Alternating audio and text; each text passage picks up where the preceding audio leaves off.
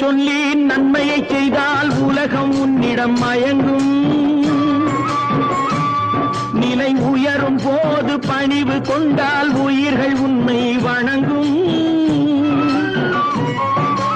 உண்மையை சொல்லி நன்மையை செய்தால் உலகம் உன்னிடம் மயங்கும். நிலை உயரும் போது பணிவு கொண்டால் உயிர்கள் உன்னை வணங்கும்.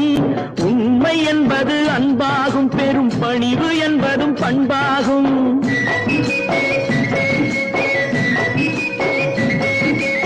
உண்மை என்பது அன்பாகும், பெரும் பணிவு என்பது பண்பாகும். இந்த 4 கட்டளை அறிந்த மனதில் எல்லா நன்மையும் உண்டாகும், எல்லா நன்மையும் உண்டாகும்.